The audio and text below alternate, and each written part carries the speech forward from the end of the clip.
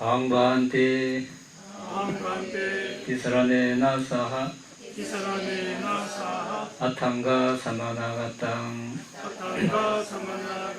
Uposatha silang Dhammang yacami Anukahang katva Silang detha Devante Tutiyamti Ahambante Tisaranena saha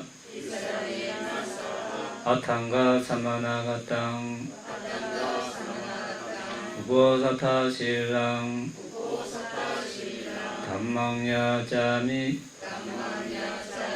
Anukahang katva Silang detha Devante Tatiyampi Ahambante Tisaranena saha Atthanga samanagatam Uposatha silang Dhammang yacami Anukahang katva Silang detha Devante Yamavadamitavadetha Namo tassa bhagavato arahato samma sambuddhassa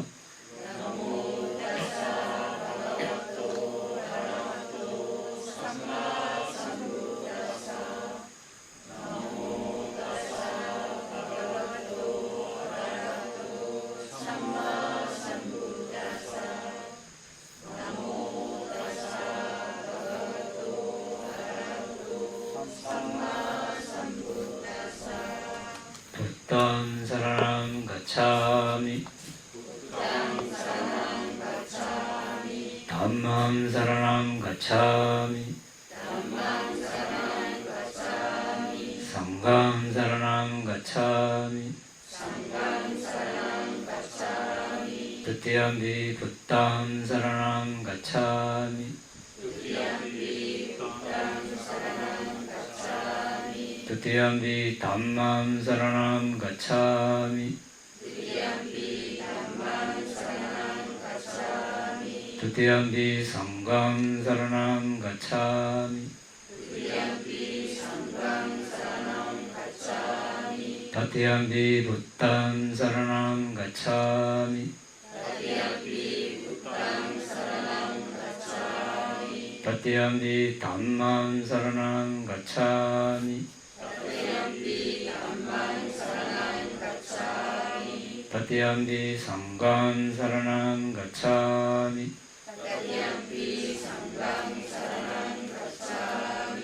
Tisarana kamanam paripunnam Panadipada Veramani Sikkhapadang samadhiyami Adinādana Veramani Sikkhapadang samadhiyami Abrahmacariya Veramani Sikkhapadang samadhiyami Musāvāda Veramani Sikkhapadang samadhiyami Surameraya Majjapamadattana Veramani Sikkhapadang samadhiyami Vikala bhojana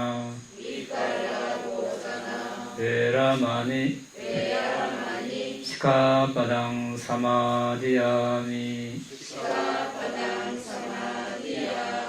Naca Gita Vadita 비수가 다사나 말라간다 빌레빠나 다라나 만다나 비부사나타나 베라마니 시카바당 사마디야미 우짜사야나 마하사야나 베라마니 시카바당 사마디야미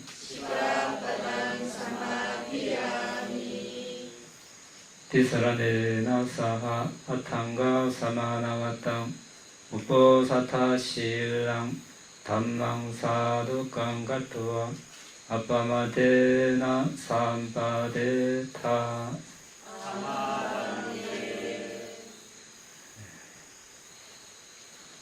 오늘은 보디사타가 파라미를 완성하는데 걸리는 시간에 대해서 알아보고자 합니다. 부처님이 되는데 모든 보디사타가 같은 시간이 걸리는 것은 아닙니다. 지혜가 어느 정도로 수승하냐에 따라서, 지혜가 출중하냐에 따라서 걸리는 시간이 다릅니다. 그래서 빠냐 디까, 빠냐는 지혜이고 디까는 수승한, 출중한 이런 뜻입니다. 그러니까 지혜가 출중한 보디사타는 가장 빠르게 붓다가 될 수 있습니다. 사아성기급 10만급, 그 다음에 사따디까, 사따는 믿음이 출중한 보디사타는 8아성기급 10만급, 그 다음에 위리야디까, 정진이 수승한 보디사타는 16아성기급 10만급이 걸립니다. 여기서 이제 10만급, 아상기는 아상키아인데 헤아릴 수 없다 이런 뜻입니다. 그리고 뒤에 급은 1급이 얼마죠? 가로 세로 높이가 각각 약 30리 정도 되는 그런 금강석의 산이 있다고 보면 한 한라산 높이쯤 되겠죠. 한라산, 19, 한라산은 아니구나. 한 11km, 가로 세로 각각 11km쯤 되니까 100년에 한 번씩 이런 얇은 천으로 한 번씩 그 산을 스쳐서 다 닳아 없어져도 1급이 지나지 않는다고 했죠. 그러니까 10만급이면 우리의 어떤 상상을 초월하는 그런 세월일 겁니다. 그런 그걸 바라미를 닦아야 붓다가 될 수 있습니다. 그런데 붓다가 되는 과정도 빠냐디까, 지혜가 출중한 수승한 보디사타는 이제 부처님께서 사구계를 이렇게 설하실 때 세 번째 줄이 끝나기 전에 이제 마음만 먹으면 깨달을 수 있는 육신통과 사분석지를 갖춘 아란이 될 수 있는 지혜를 갖춘 보디사타를 말합니다.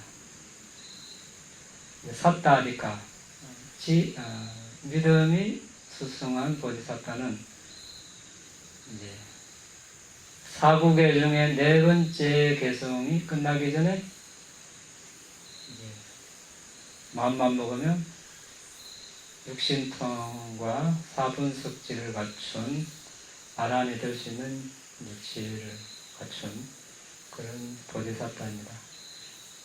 위리야비가는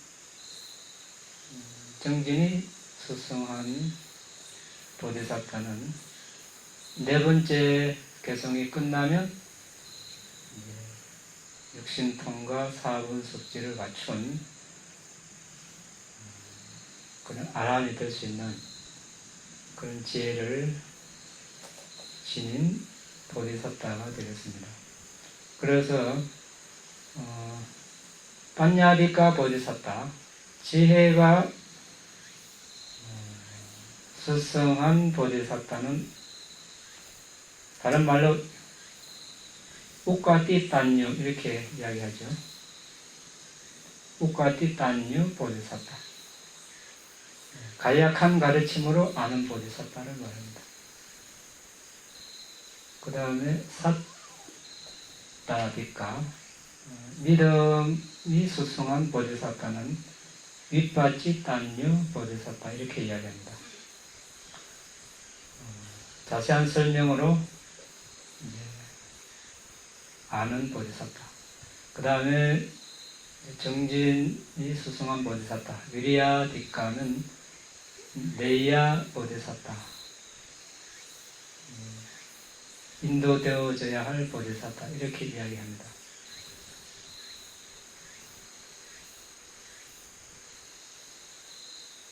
자, 그러면 육신통은 우리가 다 알죠. 뭐 신족통 이렇게 뭐 날아다니고 뭐 벽을 통과하고 무리를 걷고 그 다음에 또 뭐 있습니까? 네, 천안통, 천이통, 타신통, 숙명통, 전생을 하는 숙명통, 그 다음에 이제 노진통, 번뇌소멸의 지혜. 이것과 함께 사분석지.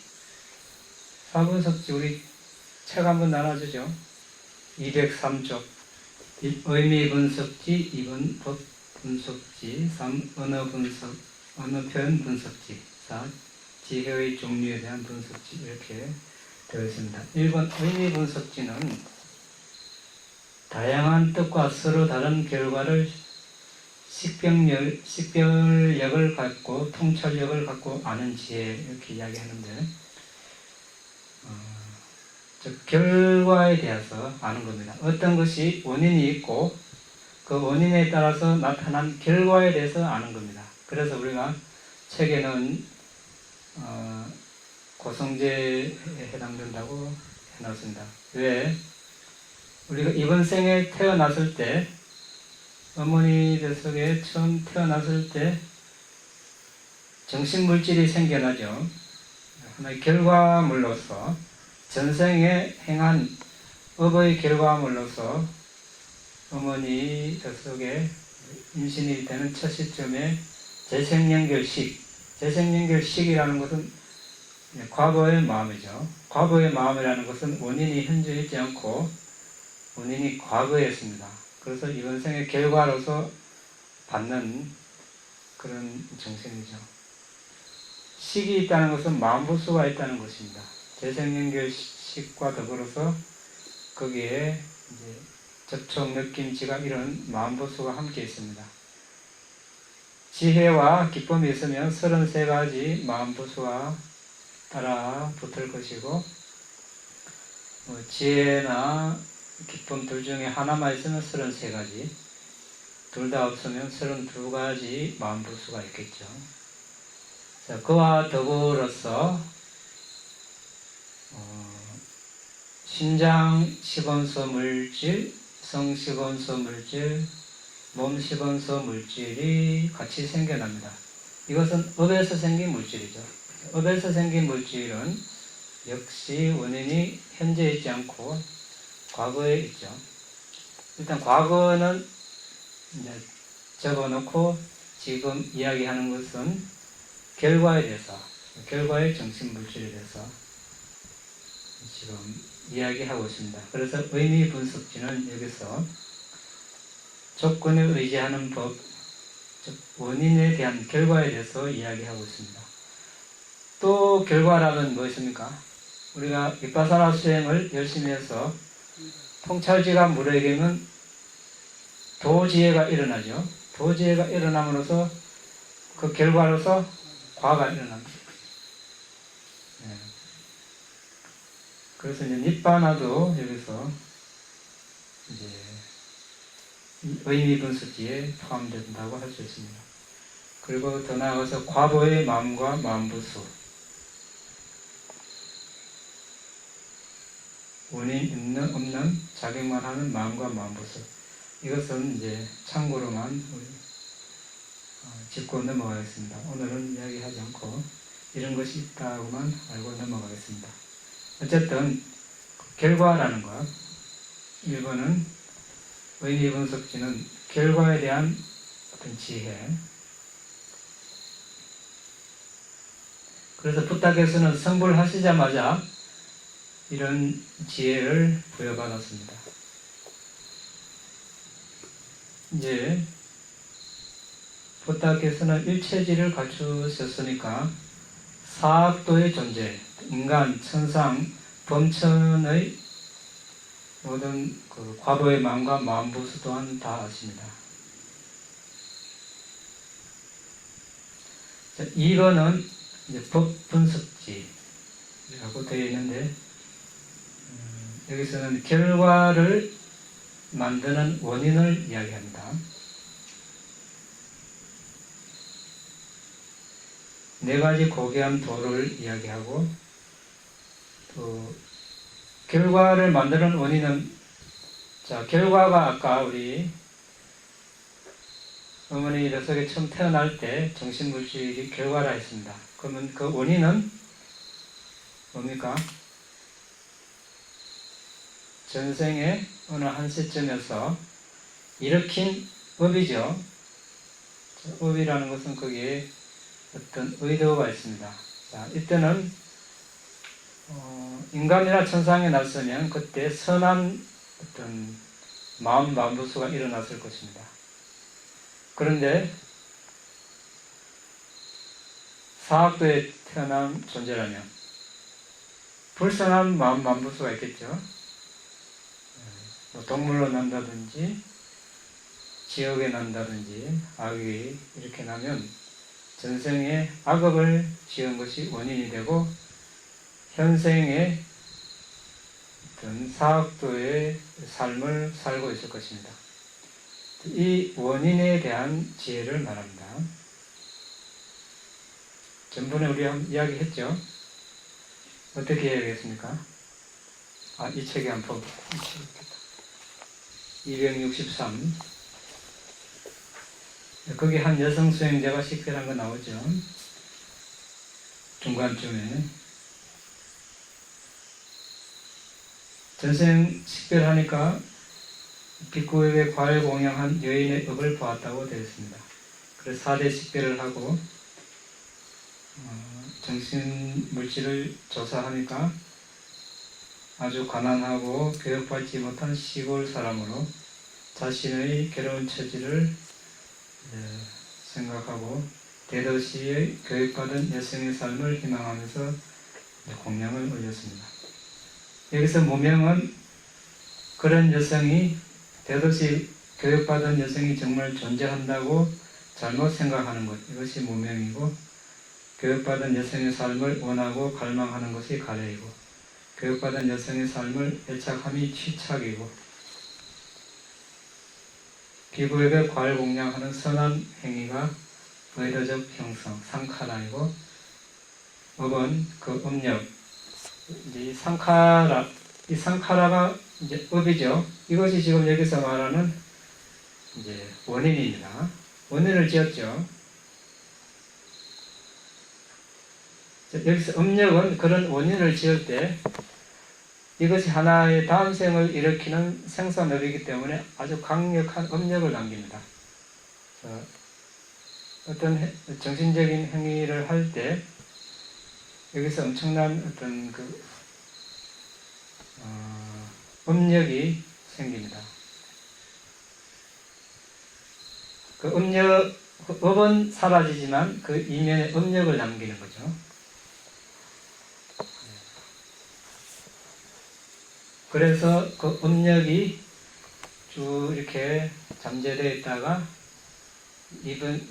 그 전생의 삶이 마감이 되면 다음 생에 이제 태어날 시점에서 그 업력이 과보를 가져옴으로써 이제 한 생명체가 탄생이 되죠. 자, 이것을 아는 지혜를 말합니다. 그래서 도분석지. 하나, 우리가 예를 또 들어보면,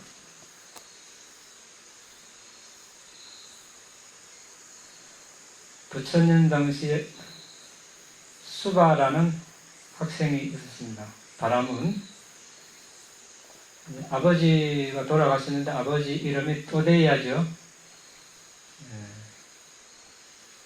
그 나라 재정장관이었습니다. 그런데 너무 인색해서 아들 수바 보고, 수바야, 절대로 누구에게도 아무것도 주지 마라. 응? 주기 시작하면 재산이 결국 다 없어진다. 어떻게? 이 눈꺼풀 위에 뭐 바르는 거 있습니까? 검은 거? 예? 네. 돌처럼 생긴 뭐 이렇게 해가지고 뭐 그거 있다면서요. 그게 돌처럼 단단한데 그것도 매일 조금씩 해가 바르면 언젠가 다 없어진다. 그와 같이 재산을 나눠주면 빈털터리가 되니까 절대로 나눠주지 마라. 그래 어떻게 됐습니까? 죽어가지고 어디 태어났어요? 그 집안 개로 태어났죠. 그런데 이제 그 이야기 하기 전에 그 수바 학생이 부처님을 찾아뵙고, 부처님, 왜 사람들은 어떤 사람은 수승하게, 어떤 사람은 열등하게 살아갑니까?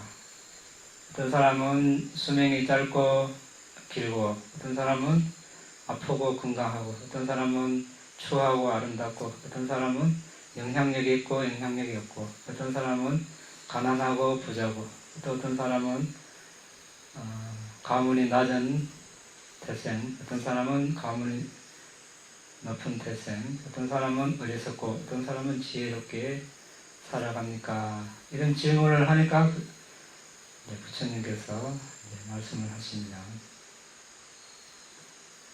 그래서 이제 부처님과 이 또데야, 이 바라무는 한때 사와티에 같이 살았음에도 불구하고 또데야 이 사람은 이제 부처님을 한 번도 찾아뵙지 않고 보시다 한 적이 없습니다. 그래서 너무 인색해서 개로 태어났는데 어느 날 그 집에 탁발을 갔습니다. 탁발을 가서 보니까 개가 있죠. 부처님은 이제 다 아시니까 개를 보고 뭐라고 했습니까? 또데야 이렇게 부르니까 아들이 기분이 좋겠습니까? 아버지도 개 보고 자기 아버지 이름 부르니까 화가 났죠. 그런데 이제 부처님께서 그걸 증명하기 위해서 수바 학생에게 개에게 우유죽을 주고 잘 이야기해가지고 돌아가신 아버지가 묻어놓은 보물 있는 장소를 가르쳐달라, 물어보라. 개가 죽을 먹으니까 이렇게 졸음이 오죠. 노곤노곤해서. 그때 이제 물어보니까 이제 위치를 가르쳐 줬어요. 파보니까 보물이 있죠. 그러니까 이제 부처님 하신 말씀을 이렇게 이제 수바가 믿게 되었습니다. 이제 너무 그 집안 살림 애착에서 개로 태어난 겁니다. 그 개 너무 좋아하면 되겠어요? 큰일 나죠. 우리가 매일 보고 듣는 게 습관이 되고 업이 된다고 개하고 동물하고 너무 가까이 교감하면 물론 사랑하고 이렇게 보살펴주는 것은 좋지만 매일 개가 하는 행동 이렇게 보고 하면 개를 닮아가죠. 의식 수준이 개를 닮아갈 수 있어요. 조심해야 됩니다. 자, 그래서 이제 부처님께서 이때 수바를 찾아가면 수바가 부타 담마상가의 이제 의지처를 삼을 것이라고 알고 이렇게 이제 찾아가신 겁니다. 그래서 이제 부타께서 그 사실을 알려주고 존재는 자신의 업의 주인이다. 자신의 업의 상속자다. 자신의 업에서 생겨났다. 업의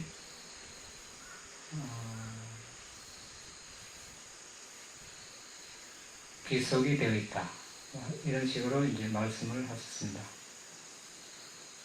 이러니까 이제 수가는 이해를 못했습니다. 왜? 그 당시 바라문들은 너무 자존심이 강해서 다른 사람 말을 잘 안 듣죠. 그러니까 이제 부처님께서 이렇게 간단하게 말씀하시니까 못 알아듣죠. 못 알아들으니까 이제 자만심이 이제 깨어지죠. 그래서 이제 다시 묻게 만들었습니다. 물으니까 이제 우리가 이 원인, 지금 원인에 대해서 이야기하고 있죠. 사분석지 중에 원인. 그럼 어떻게 해서 수명이 짧고 어떻게 해서 수명이 긴가? 살생을 하는 사람은 이제 죽어서 지옥에 나죠. 지옥에 나는데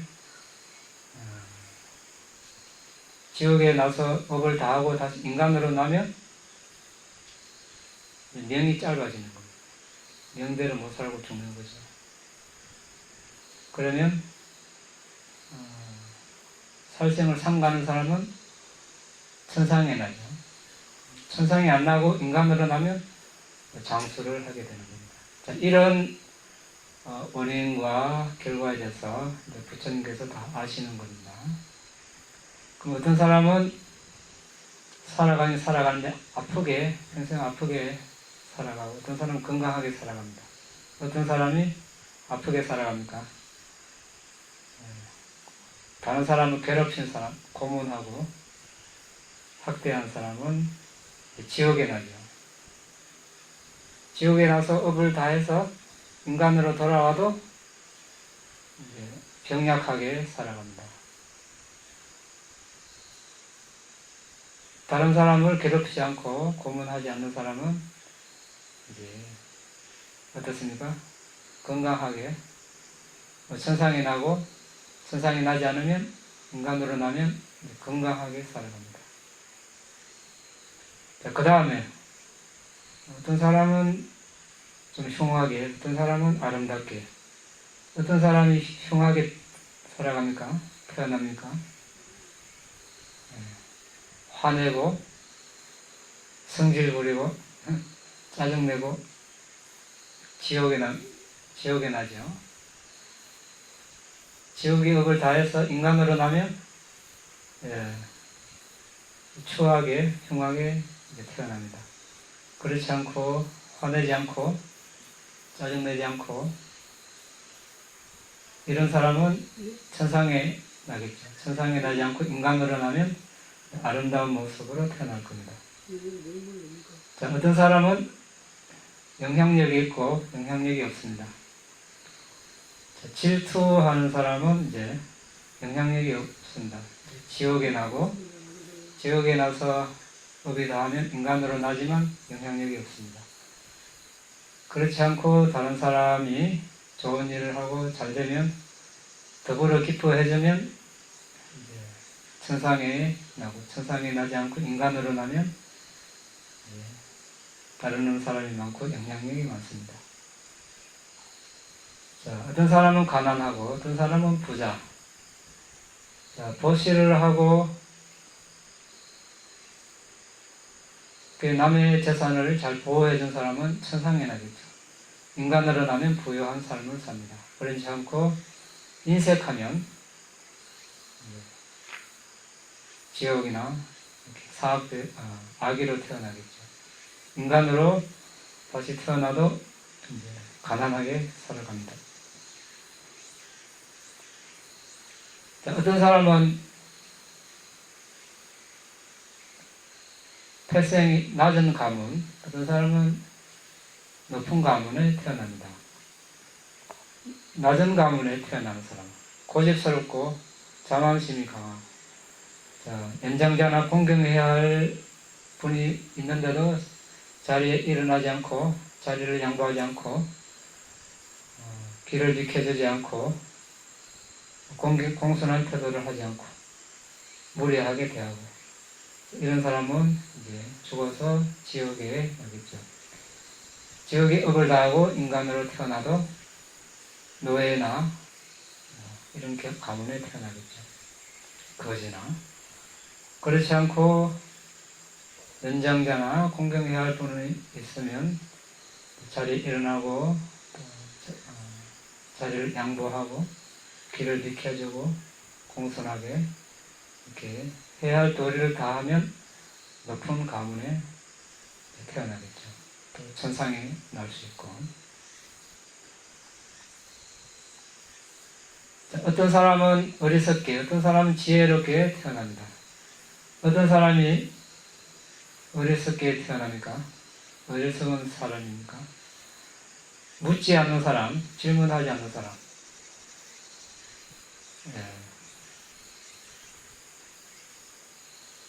죽어서 사악도 지옥에 태어납니다. 인간으로 나면 인간으로 다시 태어나도 어리석게 살아갑니다. 그런데 여기서 묻지 않고 질문하지 않는다고 해서 지옥에 나는 것은 아니고, 묻지 않고 탐구하지 않으니까 뭡니까? 무엇이 비난받을 법이고 무엇이 비난받지 않을 법이고 무엇을 수행해야 할 법이고 무엇이 수행하지 말아야 할 법인가, 무엇을 해야 하고 무엇은 하지 말아야 할 것인가, 무엇은 칭송받고 무엇은 비난받는 것인가, 이런 어떤 무엇이 올바른 법이고 올바르지 않은 법인가를 모릅니다. 모르니까 악행을 하게 되겠죠. 그래서 지옥에 나게 되는 것입니다. 그리고 이제 질문을 하는 사람, 무엇이 선업이고 무엇이 불선업입니까?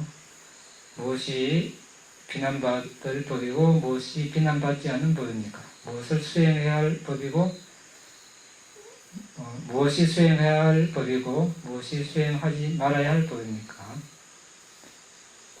또 무엇을 하면 오랫동안 나에게 손실을 가져오고 무엇을 하면 오랫동안 나에게 이익과 행복을 가져오는 것입니까? 이렇게 질문을 하면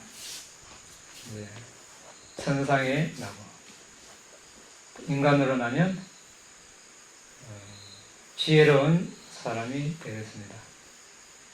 그래서 이 본문을 듣고 수바 학생은 붓다 담마상가에 귀하게 되었습니다.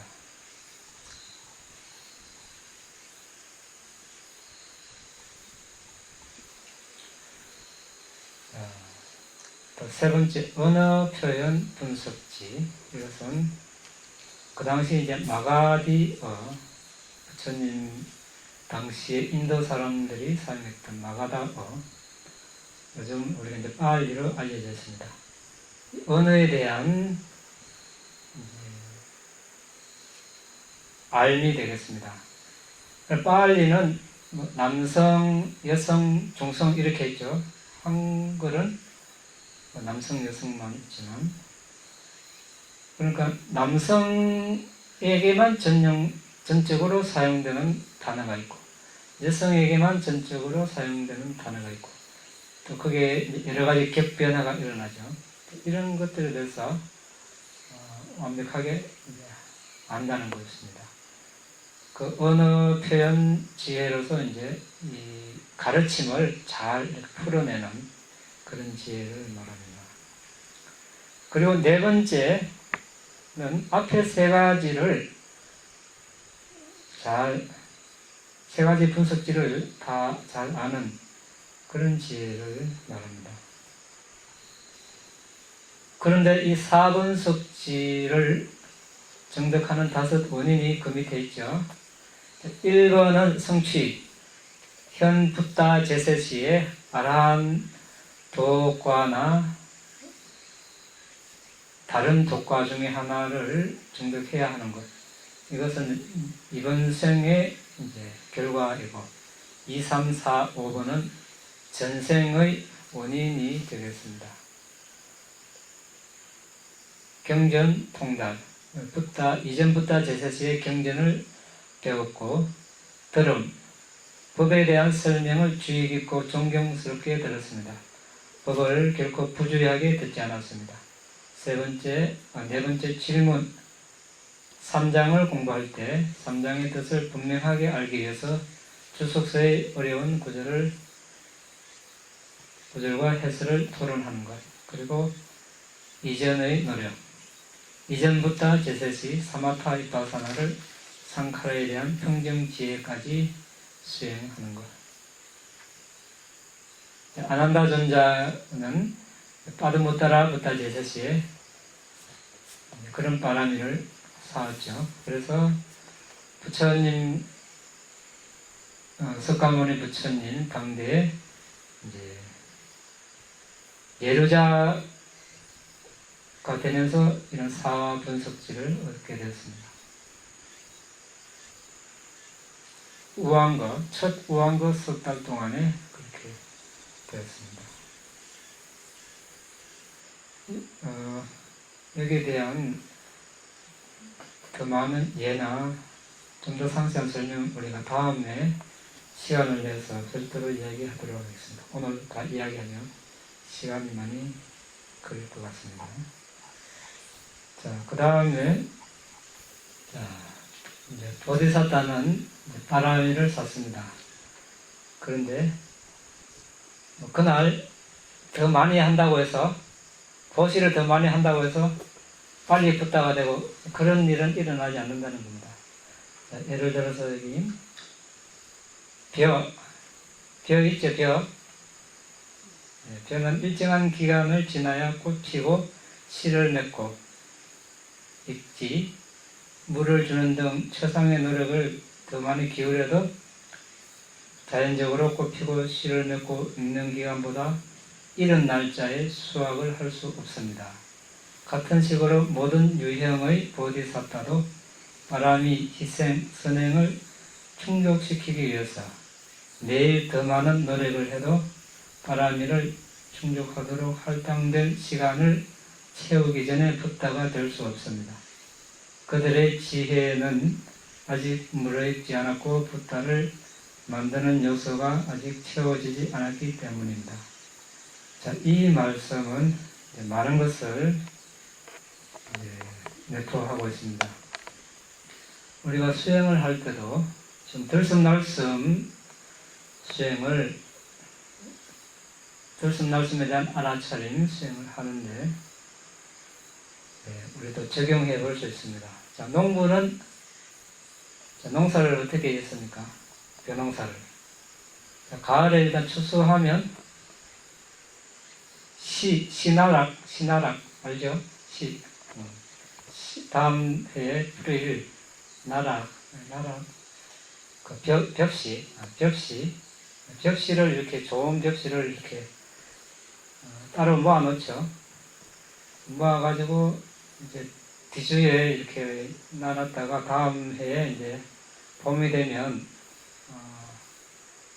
모짜리 만들기 전에 이제 물에 담가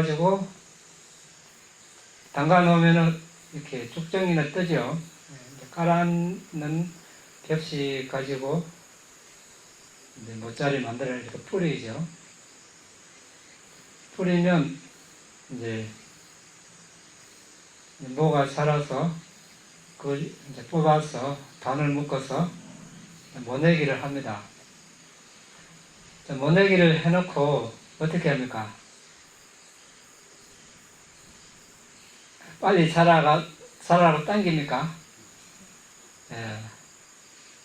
매일 어디로 출근합니까? 논에 출근하죠. 아침 일찍 나가지고 논에 가서 이제 물이 있나 없나, 물이 없으면 대주고, 또 비가 갑자기 많이 오면 이제 들어오는 입구를 막고 빨리 물이 빠지도록 이쪽에 배수로를 또 파주고 이렇게 합니다. 또 이제 비료를 줄 때가 되면 비료를 주고, 거름을 주고, 잡초가 있으면 잡초도 내주고,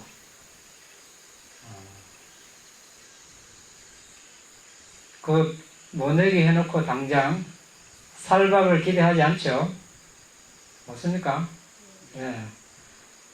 그냥 할 일을 할 뿐이죠. 지금 해야 할 일을 그냥 하는 겁니다. 그러면 어떻습니까? 여름, 이제 그 벼는 이제 온여울에 따가운 이제 햇살도 필요하고, 또 한밤중에 어둠도 필요하고, 새벽에 선선한 이렇게 기운도 필요하고, 이렇게 해야 이제 가을에 이렇게 여물어지죠. 여름에는 열매를 안 맺죠. 그냥 키만 이렇게 쭉 자라다가 늦여름 이렇게 가을 되면 이제 알이 이렇게 연걸어서 고개를 숙입니다. 고개를 숙이고 이제 이렇게 한참 더 지나다 보면 이제 누렇게 되죠. 그러면 이제 추수를 합니다. 그런데 벽씨를 뿌릴 때나 추수를 할 때나 항상 한결같죠. 이렇게 빨리 안 열린다고 해서 안달하거나 지금 수확을 했다고 해서 너무 이렇게 들떠서 기뻐하거나 그러지 않습니다. 항상 표정이 일정합니다. 그리고 이렇게 모내기를 해놓으면 언젠가 가을이 되면 이렇게 벼가 이렇게 익는다는 걸 알기 때문에 그 벼를 빨리 추수할 마음을 안 내죠. 경험으로 알기 때문에. 그래서 우리도 어떻게 해야 됩니까? 빛 뜨는, 눈이 따뜨는 기술을 배우기 앞서서 농부와 같은 마음을 가져야 되죠. 기다리는 마음. 기술이 딴 것이 아니라 현재 할 것을 하고 기다리는 것. 이것이 이제 기술이죠. 자, 가을이 돼야 벼가 익는데 물이 없다고 물을 많이 대주고 또 비료를 지나치게 많이 주면 어떻습니까? 이게 너무 물을 많이 주고 이거 그런 많이 주면 태풍 오면 다 쓰러집니다. 벼가. 그렇죠? 물도 적절하게 주고 이렇게 해야 이렇게 단단하게 크면 태풍이 와도 잘 안 쓰러지죠. 마찬가지로 니미따 빨리 뜨라고 몰아붙이면 용을 써서 몰아붙이면 태풍 오면 이제 쓰러지듯이 장애에 부딪혀서 수행을 하지도 못하고 진짜 몸이 쓰러져서 들어 누워야 됩니다. 심하면. 그러니까 우리가 숨을 보는 수행 하나 단순한 거지만 그 이면에 수많은 조건들이 다 잘 적절하게 갖춰졌을 때 이제 결과물이 오겠죠. 벼농사도 마찬가지죠. 벼농사 모내기 해놓으면 벼가 가을에 그냥 열리는 것 같지만 벌써 이렇게 벽씨를 뿌릴 때 그런 모짜리도 만들어야 되고 또 논을 갈기 전에 거름을 먼저 내가지고 논을 갈아가지고 설해지를 해서 흙과 거름을 섞고 논두렁도 만들고 이런 거 수많은 이런 작업이 필요합니다. 적절하게 물도 대주고 적절하게 거름도 주고 이래야 되는 거. 적절하게 노력을 해야 되고 적절한 어떤 다섯 기능 조절을 잘 해야 되고 칠각기도 맞춰야 되고 이런 것들이 다 필요하죠. 이런 것을 하려고 노력을 해야 돼요. 왜 빛이 안 뜨는가? 왜 니미따가 안 뜨나? 이렇게 생각하면은 수행이 빗나가는 겁니다. 자, 적절한 조건을 잘 맞춰주면 가을 되면은 벼가 익지 말라 해도 익죠. 적절한 조건을 잘 맞춰주면 니미따가 뜨지 말라 해도 이제 어느 순간에 떠 있죠. 그것은 이제 언제가 될지 모르지만 우리가 그런 이제 기다리는 마음, 기다리면서 해야 할 일을 하는 것.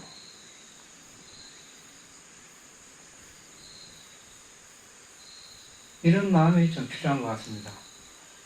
왜 이런 이야기를 하는가? 많은 사람들이 수행 기술을 배우는데 많은 관심을 가진 것 같습니다. 기술.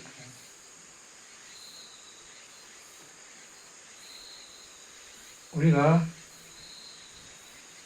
수행을 한다는 것은 어떤 하나의 어떤 괴로움의 소멸하기 위해서 통찰지를 닦기 위해서 그 토대로서 삼례를 닦는 겁니다. 그런 하나의 목표가 있는데 그 과정에서 수행하는 과정에 어떤 올바른 수행자의 태도가 있죠.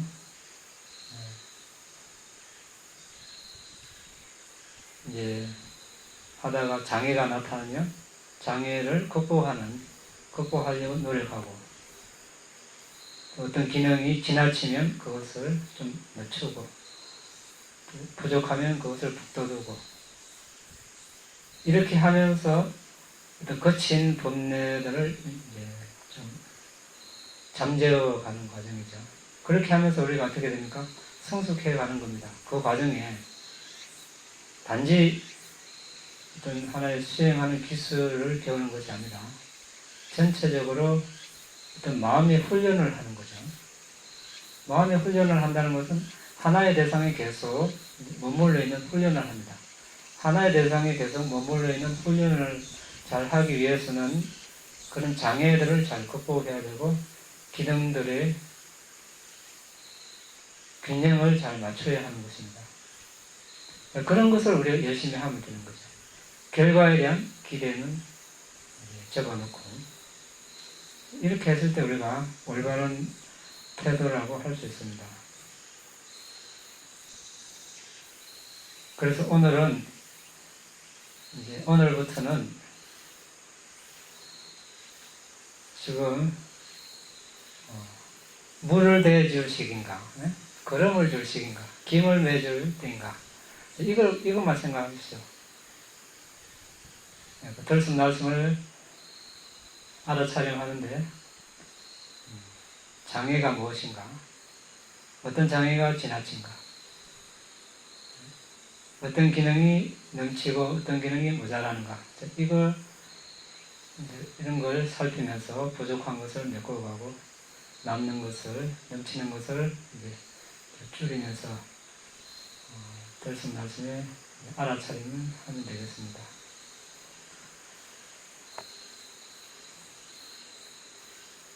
질문 있으면 하시기 바랍니다.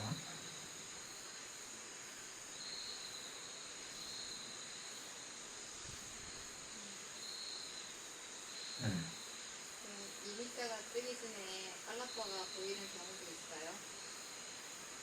예, 그런 경우도 있습니다.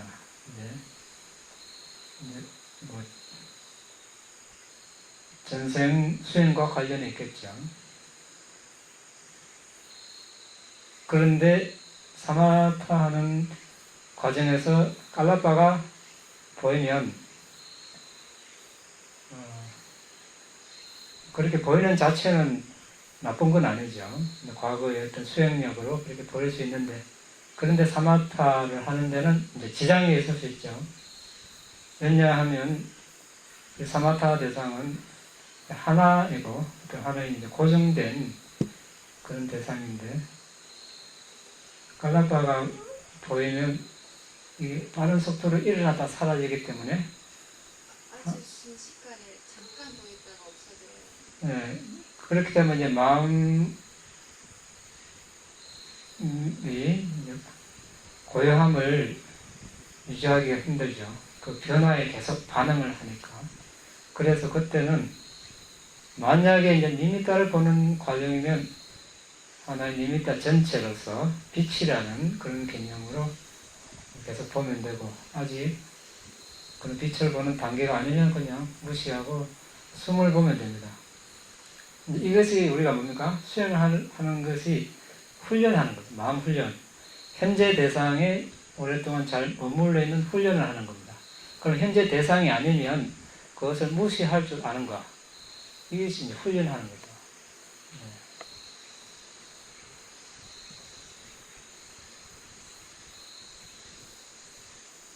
나중에 이제 도움은, 나중에 4대 수행할 때 큰 도움이 되죠.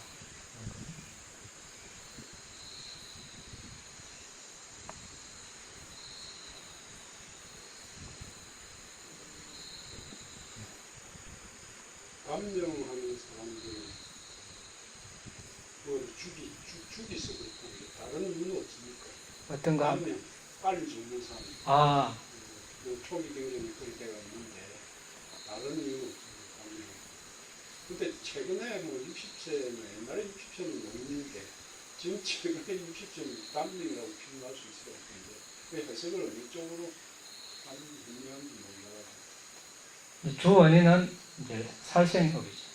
살생업이고, 이제 또 도덕적으로 타락을, 전체, 인류 전체가 도덕적으로 타락하면 수명이 점점 단축이 되죠. 전체적으로. 네. 10살까지 줄어듭니다. 근데 거꾸로 어학 생명은 계속 늘어나고 있는 추세가 봤습니다. 감명 안 하지 않습니까? 현재로 계속 인류 수명이 늘어나고 있습니다. 이제 늘어난다기보다 이제 그것은 이제 하나의 의학 수준이 높아서 하나의 돕는 업이 많이 작용한다 이래 볼 수 있겠죠. 어떤 주업이 따로 있고 우리가 같은 업이라도 우리가 이제 제때에 의학 기술이나 약의 도움을 받을 수도 있고 그런 돕는 업이 없으면 그런 약을 또는 의학 기술을 받으면 살 수 있는데 또 그걸 도움받지 못하고 죽는 경우도 있거든요. 이제 그런 차원에서 볼 수 있죠. 이 감명을 방지하기 위해서 저희가 노력을 해야 되는 것은 살생을 일단 안 해야 됩니다. 살생. 네. 보통 사람들이 살생을 거의 안 하지 않습니까? 요즘 아, 살생이. 근데 이제 안 하는 사람 주위에 있으니까 대부분 그래도 이게 도축을 하는 사람들은 매일 하죠. 또 어업하는 사람들 얼마나 많은, 그리고 또 이번 생은 이제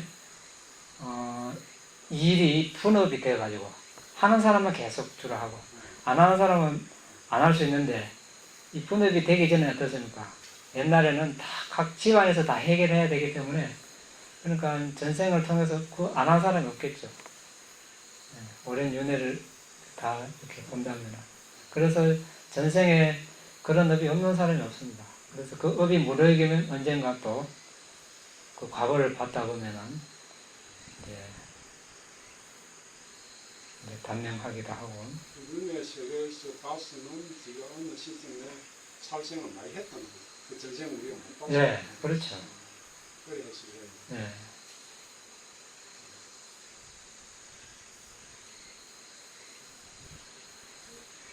조금 전에 거친 분리에 대해서 말씀하셨는데 그냥 제가 이렇게 일반적으로 알고 있는 거는 분리라는 것은 그냥 일반적인 분리다 제가 그렇게 알고 있는데 분리에도 급이 있는지.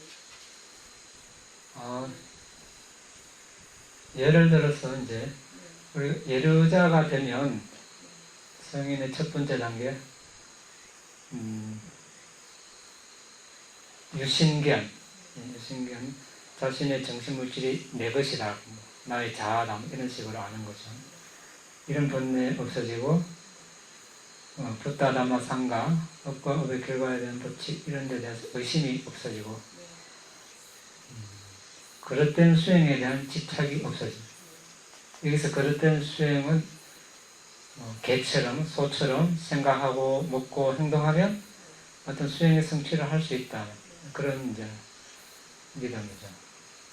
이 세 가지가 없어지는데 성민의 두 번째 단계 일례자는 없애는 번뇌가 없습니다. 그런데 이런 표현을 하거든요. 감각적 욕망과 악의가 약해진다. 그러니까 이제 감각적 욕망과 악의가 있긴 있다는 거죠. 있는데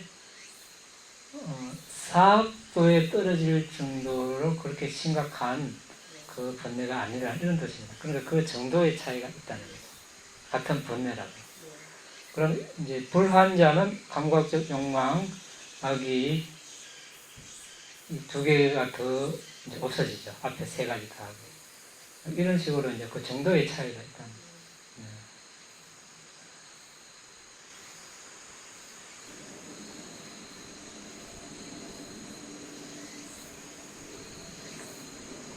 어떤 성관이나 상가 내에 리더로서의 분쟁이 생긴다. 어떤 쪽으로 그럴 때 자기가 취하는 행동이 앞에 대해 변명이 필요 없고 누군이 하는 게 좋은 방법도 있고 이걸 변화를 밝히고 논쟁이 되기 때문에 그걸 이제 반대님께서는 뭐 어떻게 하시는 게 좋을 것 같아요. 성가예요. 네, 상가에서 스님들끼리. 스님들끼리 제가 붙잡을끼리 근데 이제 스님들끼리 문제인가, 제가 부자들끼리 문제인가, 이거는 이제 구별해서 이야기해야 되는 거죠. 스님들끼리라면 상가 어떤 상가 회의 소집을 해서 그게 적절하게 이렇게 다루는 절차가 있습니다. 거기에 따라야 되는 거예요. 제가 불자라면 이제 제가 불자 문제와 상가 문제는 또 같이 이렇게 거기에 따른 어떤 계율에 맞게 이제 또 판단을 하면 되고 그 같이 이렇게 풀지는 않죠. 분쟁이 일어날 때 분쟁을 해결하는 방식이 여러 가지가 있습니다. 상가 내에. 그래서 1순위가 율에 관련된 윤회, 율. 예. 제가 볼 때는 그걸 정확하게 모른다니까 율에 관련된 그러니까 이제 여기서 이제 성가의 문제라는 것은 스님들 문제니까 제가 볼 자들과는 관계 없는 거죠. 관계 없으니까 굳이 알지 않아도 되는 거죠. 스님들끼리 해결해야 될. 왜냐하면 여기 이제 갈마라는 게 있죠. 깜마자. 스님들끼리만 모여서 이제 거기서 이제 전체 회의를 하는 거예요. 이 문제의 이제 논점을 제기를 하고 그게 이제 법과 율에 맞는 거가 안 맞는 거가 이렇게 판단을 하는 거죠. 판단을 해서 이제 한쪽 편이 역법하지 않는 것을 계속 주장을 한다. 그러면 이제 뭐 한 번, 두 번, 세 번 이렇게 이제 훈계를 하고 또 그래도 안 들으면 또 그 다음 순서를 또 하고 이런 식으로 이제 절차를 밟죠.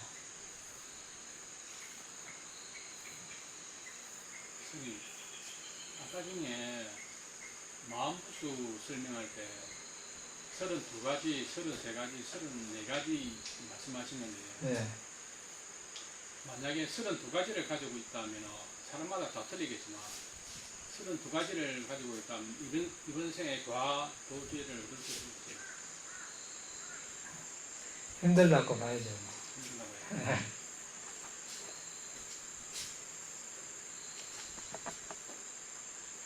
그런데 이렇게 와서 이제 법문을 듣고 수행할 정도면 다 지혜가 있다고 봐야죠.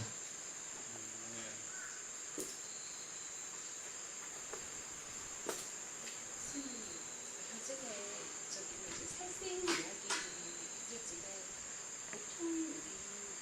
보통 일반적인 사람들은 살생을 직접 하는 경우는 조금 드물잖아요. 직업이 아닌 이상은. 그런데 왜 행동을 하지 않고 마음으로 나도 모르게 이렇게 살생을 하는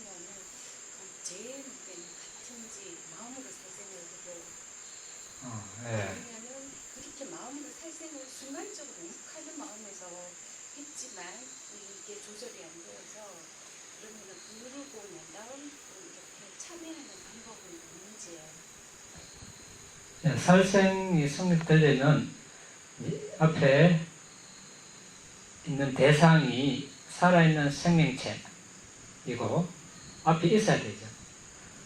없더라도 이제 또 이제 일단은 그 대상이 살아있는 생명체고, 그리고 이제 이제 가해자가 이 대상이 살아있는 생명체라고 알고 있고, 또 죽이려는 의도가 있어야 되고, 죽이려고 노력해야 되고, 실제 생명 기능이 끊어져야, 이 5가지가 충족이 되면 살생으로 이제 간주됩니다. 하나라도 빠지면 살생은 아닙니다. 살생은 아니지만 5개 다 충족이 돼서 오는 살생의 과보보다는 좀 더 낮은 과보를 일단 받습니다. 그런데 마음으로 살생을 한다. 그럼 여기 충족은 안 되죠. 그렇죠. 5개를 다 충족하지 못합니다. 뭐 의도는 있을 수 있고, 그 대상이 살아있는 생명체다. 또 살아있는 생명체라고 알고 있다. 한 2-3가지 정도는 이제 충족을 하고 있습니다. 그럼 이것은 어떤 과보를 받는가? 부처님 예가 있죠. 부처님 오랜 전생에 한때 석가족이 어촌에 살았죠. 강가에 살았는데, 이제 그 친족 전체가 이제 물고기를 잡아가면서 생계를 유지하는데 매일 물고기를 잡죠. 그런데 이제 부처님 전시는 이제 실제 물고기를 잡고 죽이는데 가담은 하지 않았습니다.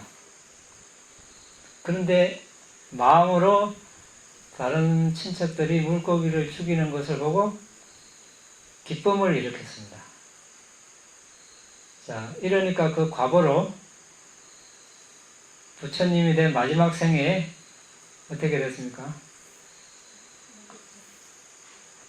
계속 두통에 시달렸죠. 그래서 우리가 그냥 오는 거 없습니다. 우리가 두통이 생기든 피부병이 있든 뭐 허리가 아프든 어디가 다 그런 수많은 어디 얽히고 설켜가지고 어디서 어떻게 나타나는지 분간을 못할 정도죠.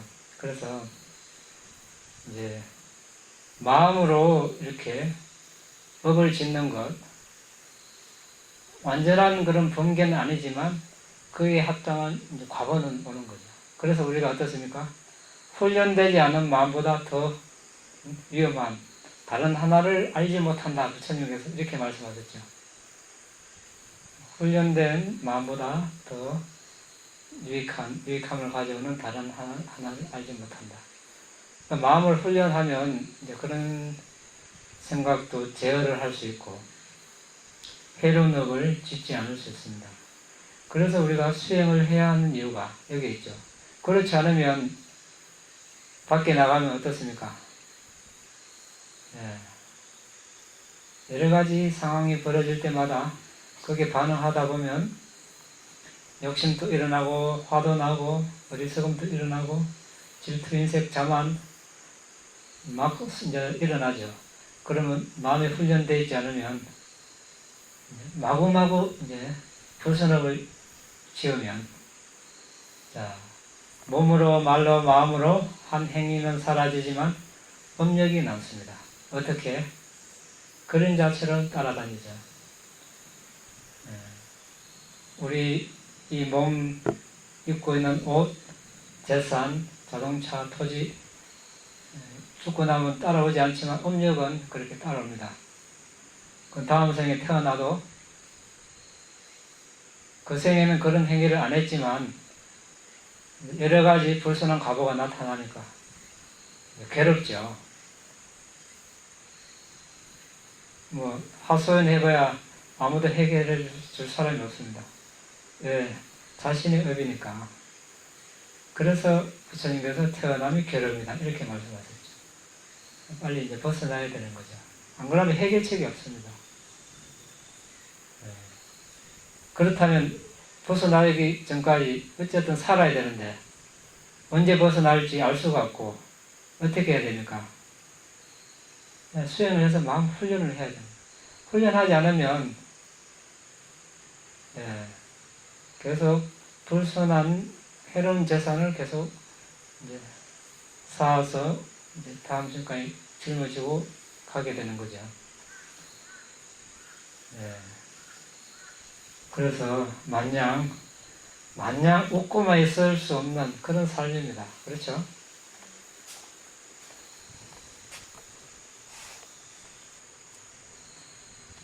됐습니까? 또 질문